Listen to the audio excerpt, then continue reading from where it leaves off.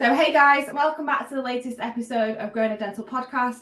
I'm your host Hazel from Lift Social, and in today's episode I'm joined by both Mark and Adam from Sociable guys.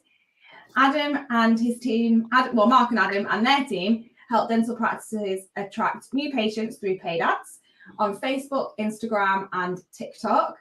So welcome to the show guys. Thank you for joining me today, and how are you? Very well. Wonderful. Thank you for having us. Amazing. Okay, so let's just dive straight in. So tell me about you and what is your background? Well, Mark, you can take the lead if you want. Yeah, so me and Adam have actually got our background. We joined together in doing events, musical events. So we used to run events, and then we moved into social media kind of management. And then after that, we started running ads for the events, which then led us into the ad space about 7 years ago. And then, yeah, we took everything that we've used in that space and started moving into different sectors. So yeah, that's how we started. Yeah, I think it worked for us as well. Like we, as Mark said, we were focused on content, and we found it quite hard. It's like it's kind of difficult to quantify like your results. I mean, you can say, oh, we got lots of likes, or we got lots of this and that, but it's not as easy to go, do you know what, we ran this campaign and we generated X amount of revenue for the client. So that's kind of what kind of drew us to actually running ads and paid campaigns. Yeah, that makes sense. So we have those conversations all of the time, and we always say to our clients, we can drive traffic to your website, but we can't control the conversion, because ultimately we don't control your website. We don't control how quickly someone picks up a phone, or how quickly someone chases up a lead, or how many times. So yeah, it is difficult. I get that. So how did you transition from music venues and concerts to dentistry? I think the biggest move was obviously COVID. Events stopped. I mean, we've been speaking about it for quite a while, and we knew that we wanted to work together a little bit more like solidly. So that was kind of the nudge that really gave us a big push into the space. Yeah, it was an interesting time as well, wasn't it? Yeah, it was. I mean, we were preparing for moving into dentistry, and the reason why we wanted to do it is we realised it's such a big market that was sort of a bit behind the times. So what we'd seen with our background is we're very content driven, and everything's driven towards the generation where everyone's on the phone just swiping. And so we used to see dentistry ads and we were like, we can do this so much better without causing offense to anyone. So before actually COVID hit, we were in the process of putting everything together, putting packs together, with worksheets, this kind of stuff. And we were doing this and this, learning all the back end. And then we'd had a couple of clients before COVID. When COVID hit, we really knuckled down, and we seen an opportunity where, there's a lot of people at home. So, we'd done a lot of deals with a couple of dentists, and then it just took off from there. And over the pandemic, we done really well. As I say, everyone was at home on the phones, but again, it all ties back to the content where it needs to be modern, quite influential, not just Adam's gone. We'll have to cut that bit out. If I carry on talking, they can just cut it in, can't they? Sorry. Yeah, so just take a couple of seconds and then just carry on, and then we can just edit it out. Okay. So we looked at the content that is working in the world with ads, and we thought, we can bring all this to dentistry. So not just using static images of pictures of, the outside of practices, and, maybe just a picture of a clear aligner. It doesn't really sell me as a consumer of what I think is how I want perfect teeth.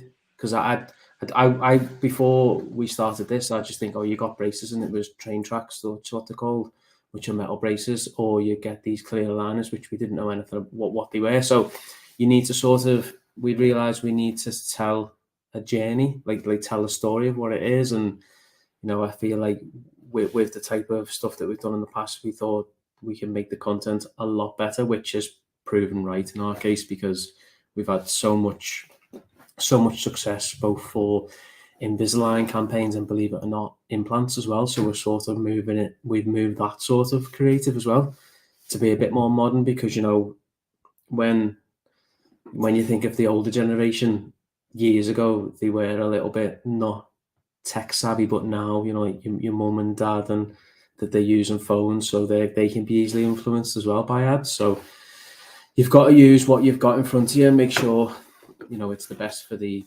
type of treatment that you're selling. So all that together, we thought, right, it needs to be content is key. I've waffled on a little bit there. We like a bit of waffle. I like a bit of waffle anyway. So you talked about like content and the different types of treatments that you do, but what is it exactly? Like, what is it that Sociable Guys does?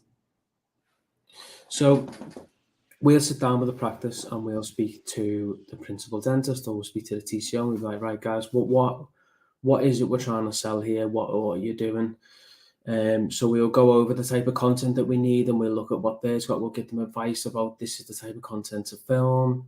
This is what we need from you. We'll edit it all, put it into a narrative that works well. You know, we'll sometimes do some engagement ads, so we need to warm the audience up. So we'll guide them where let's make it not too salesy, so we can show people who we are, what we do, what we offer, and why you should come to us, rather than just as blah blah dental practice.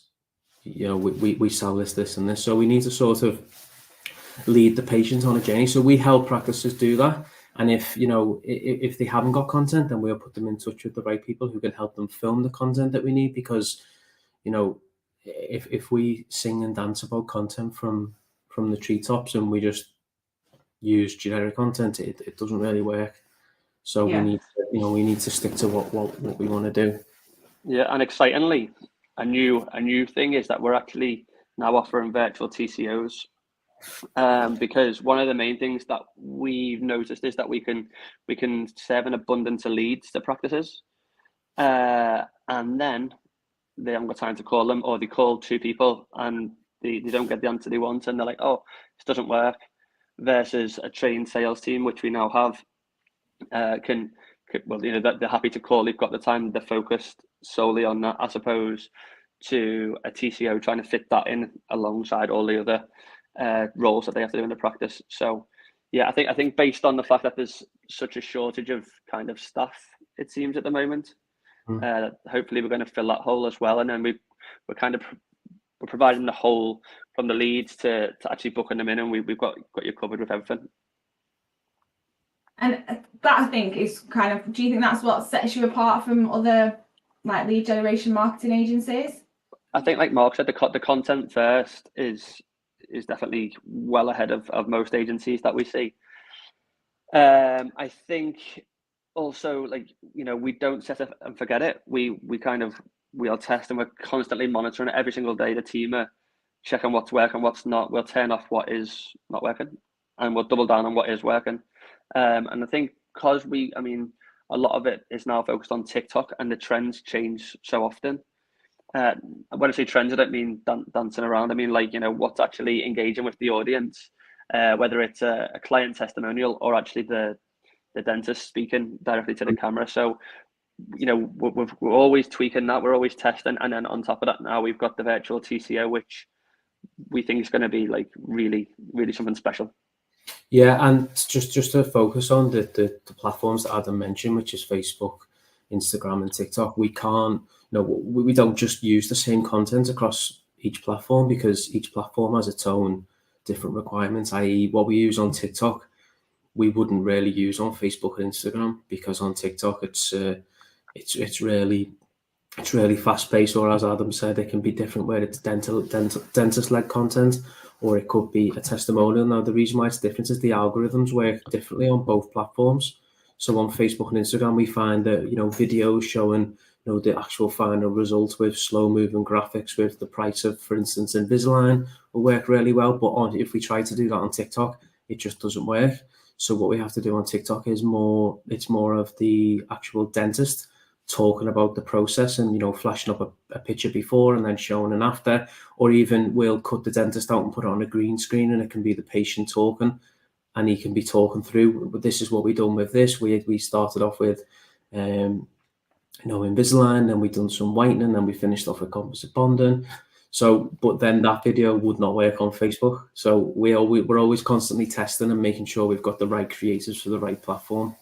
to drive the best amount of leads.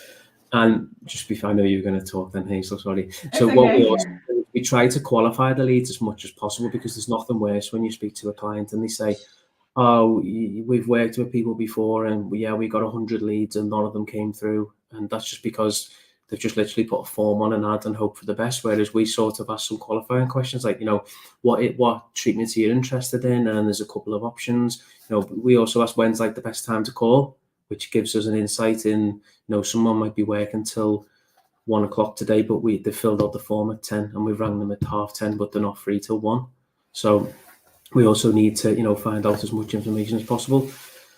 And yet we can add as many or as little questions as we need. The more questions we add, the more qualified they become, the less tire kickers that you get. So with all those things factored in, we have a really good success rate. So, and another thing as well, me and Adam and the team were always accessible. So you've always got our lovely faces to speak to whenever you need us. Or not necessarily me when I'm messaging you like 8:30 at night going, have you seen the state of this ad? Yeah, like, what are they thinking of? All the time. So, okay, so we've talked a lot about content, and we've touched on like the different algorithms for the platforms and creating ad content that is specific to the demographic and the type of people and the behaviors on those platforms. So with all of your industry experience, why do you think dentists in particular get burnt by ad agencies? Like, why is that?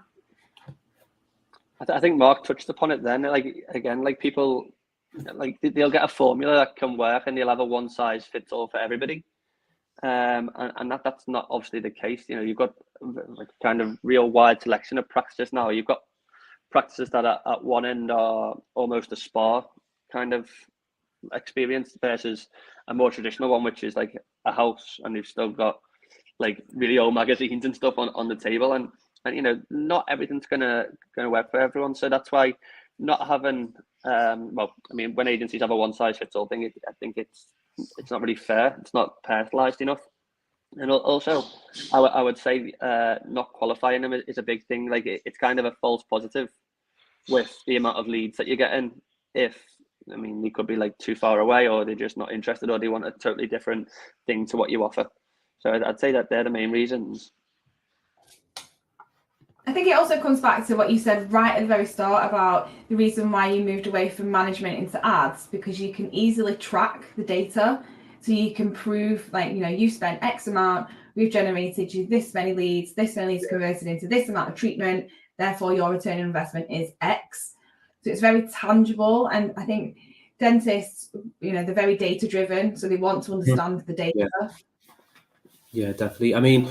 We also sometimes sometimes we get some pushbacks from dentists who's worked with people in the past and like, oh, I want to put a picture of this up and we try to guide them and say, look, we need to use videos. Video content is what works on the platform. So we'll sometimes show the dentist like data driven. So we'll use the type of creatives they want to try and then we'll use ours, and ours always outperform them. So, and then what we usually find is like, oh yeah, I didn't realize it was going to be that. So it's sort of like showing them that, the videos do work and, the right content has to work compared to traditional more, as Adam said, just a photo of a practice or, someone holding an Invisalign bag, which used to work.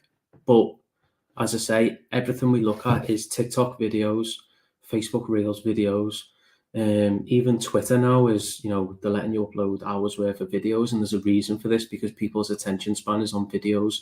And sometimes, as I say, we'll test different creatives. As in TikTok, we'll do some long, some short. Sometimes the longer ones work better. So it's just showing people, what actually works compared to traditional type of marketing. And a lot of people do feel like, I don't really want to do that. But as Adam mentioned, it's not dancing on the screen. It's just a dentist showing this is a before and after. This is, this is the patient Lucy, for instance, who's had XXXXX. So it's just using all these tools that will best help the ads perform and persuade the dentist to let us do what we want to do. That's it. They brought you on for a reason. They've got to trust in your expertise and your experience and the results that you've created and produced for other practices. So why should dentists work with yourselves rather than doing the ads themselves? Because anyone with a Facebook account can set up an ad. So why would you recommend that they choose an ad agency rather than do it themselves? I'll let Adam do this. This is his favorite line. Go on. Because I've always thought this, like, you know, that's not their expertise. Like you said, that this is what we do day in, day out, and we spend hours listening to podcasts, reading books, like watching YouTube videos, educating ourselves on the latest trends, and that's not what they've gone to dental school for. You know, they haven't gone and got a degree and spent all this money and time learning to be a dentist to then try and figure out what's the next hottest trend to be using in a TikTok ad. Versus that's what we do, and that's what our team are paid to do every day. So it gives them room to focus on their expertise and, you know, work on different parts of the business. It's kind of, I really always think about working in your business to own your business, and, you know, if they've got to sit there and try and figure out ads, that's definitely in it rather than on it, if that makes sense. So yeah, I think that's why. Yeah, I get that. I mean, I can run an ad, like, it's not a problem, but I suppose it'll be, I don't understand the data. I don't understand what changes I need to make to the ad to get a cheaper cost per lead. And it's all those kinds of nuanced parts of the journey that I think, you know, do you guys know the insides and outs? So you know, if, okay, I'll test this, or we'll do a split test here and we'll do this there. Yeah. And all of that data all kind of builds together to make a picture for that practice, which you can then use going forwards, I suppose. You know, it's quite easy to miss something as well. In say, for instance, in the back of Ads Manager on Facebook, it's crazy. It's like a minefield. You can one wrong click in it, or it all goes wrong. So, you know, we've dealt with clients before, and they've said, "Oh, I've had to go myself and stuff," and we've looked, and, you know, they're based in Wolverhampton and the targeting's in Texas, and you're like, how has this happened? So or they'll just be focusing to people in, say, Facebook Marketplace, because they've unticked everything else, thinking they were unticking that, and it's just like, oh, there's a reason why things don't work, and there's a reason why, you know, sometimes you have to, you know, you pay other people to do things. Yeah. So coming back to the whole reason why what this podcast is for, so it's growing a dental practice. So with that kind of dental practice mindset, what's the number one piece of advice you would give anyone who is thinking about either buying a practice or starting a dental practice? So I think the biggest piece of advice that we can do, that we give, which we do with all the content, is let's, you know, zoom out of the situation that we're in and look at the patient's needs and what they actually want. So, you know, and again, it goes back to content. This is all we talk about: content. So we need to show, you know, the final result, which is the big smile, but we also need to show that, you know, along that journey is, you know, that you are a really good practice. You know, you got the good ethics. You know, you got the right people, you know, behind the tools, because anyone can put a picture up of perfect teeth, and, you know, you don't know what horrors are hidden behind it. For instance, you know, some people go to Turkey, which there's some great dentists in Turkey, but there's a lot of bad ones. So it's just focusing on the patient journey to make them feel comfortable. And what that doesn't mean, sorry, Mark, to jump in, don't stop posting videos of you drilling people's mouths, because it's terrifying. Everyone's scared of going to a dentist, and you see them like drilling in it. It's not maybe the most thing. So when Mark's talking about the patient outcome and stuff, and the journey, doesn't mean actually like the procedure, because that's a little bit scary for people. Yeah, and I suppose, you know, like we have some clients that say, like, you know, you're not allowed to, you can't use the word oral health, it's got to be dental health. So they have, like, a lot of them are very particular about the type of language that you can use in their content. And we're the same as you. We have a rule: no like drills, no like scalpels or like probes or anything like that in any of the content, because patients don't want to see that. They want to see the emotive side. They want to see the transformation. They want to see, you know, can I get a smile like that? They don't want to know how they get a smile like that. Yeah, just the outcome. This is like, and I think this comes from all advertising. It's like what people are actually buying into. What are they actually spending their money on? It's not all the procedure. It's what they look like at the end. It's that dream smile.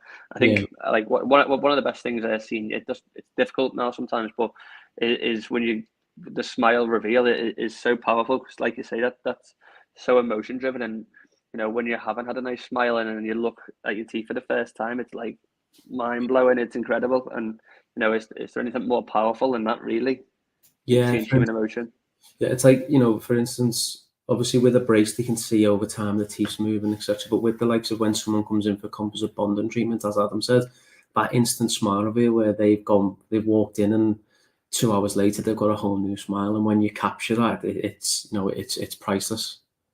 So it's more making people happy. If people see other people happy, like, I want to be happy as well. Yeah, it's the psychology of marketing, isn't it? So you focus on the outcome and on it's emotively driven marketing.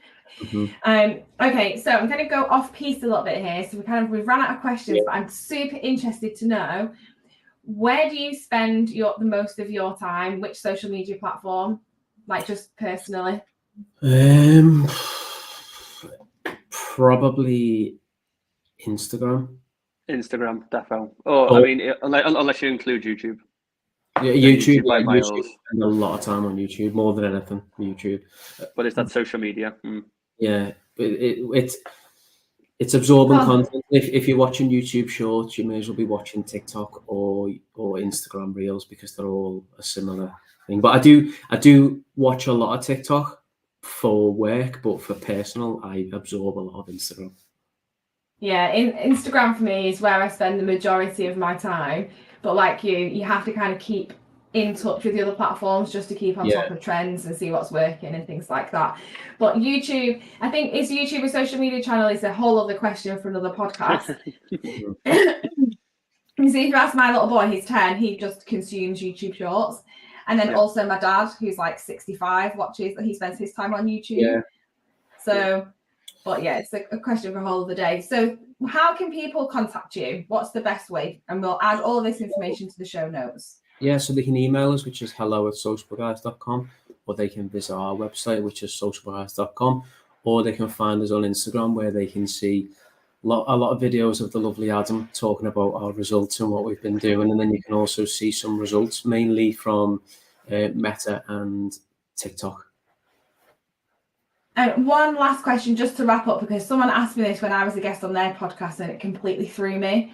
So not to throw you, but what do you think where's like advertising or dental advertising going? Where do you think it's going to be in the next 12 months? Is it going to be the same? Going to be wildly different? I think like fundamentally, actually, advertising is always the same. Like you say, it's the emotive and the emotion. Like that'll always stay the same, but the tools might change. So I think like short form still working really well. I think it's going to continue to work really well, because none of us have got any attention spans. We see kind of between 15 and 30 seconds is the sweet spot at the moment. Don't think it can get any shorter, because I mean, we speak fast, but that's definitely really, really fast. I think video will continue to dominate more and more. And yeah, that's it from my side. I don't know what you think, Mark. Yeah, I think obviously we've been working really hard on TikTok, and we know how TikTok works inside out, but I think TikTok is still a sleeping giant. I think TikTok is gonna take a couple of years to outperform Meta and Facebook, because of the size and the amount of data they've got, and they've been around for years. But I think the results that we've seen on TikTok and the views that you can get on TikTok is amazing. So I think more people are going to discover this, because TikTok isn't just for kids. Everyone thinks it's just for kids. It's not. We're running Invisalign campaigns, cosmetic campaigns, and we're also running implant campaigns targeting the ages of 45 plus. And for some of us, we're getting like 86 leads a month. And that's questions answered. I'll shout him out. I've got one of our friends is Jabir Kazi. He owns Deansgate Dental in Manchester. He's done absolutely amazing on TikTok, and we are amazed by the age range of people coming in. So it's not just kids dancing. Yeah, that's it. Like actually, what people don't realize is the fastest growing segment on TikTok is 30 plus. Like, and this happens every time. When you think with every social platform, it starts with the kids, and then it gets a bit older, and then the parents invade the space, and they're like, oh, it's not cool anymore. So it kind of crosses over like this. So yeah, actually, as I say, the 30 plus is the biggest segment. that's growing for TikTok at the moment. And what do you think about YouTube Shorts then? So obviously we've talked a lot about Meta and TikTok, and we've said in conversation YouTube Shorts, you know, a lot of people are consuming that type of content. Do you think because parents are invading TikTok, the kids will move to YouTube Shorts, and then that'll be like the next thing? I actually think they spend the most of the time on Snapchat. Oh, really? Yeah. Like, and actually, like the way we would use WhatsApp to communicate, they speak just on Snap, which is super interesting. And that has got its own ad platform, but it's a little bit more invasive. It's not like such a social network where it's like a whole group of people. It's more like me to you. Yeah. Does that make sense? I think YouTube obviously falls under Google, and it comes under a whole different kind of catalog of what's going on. As far as, you know, people, maybe you've shown some intent and actually searched that, so it's kind of going more towards the PPC side of things. But I do think it's opportunity, but it's still pretty expensive at the moment for conversion. That's what we're seeing.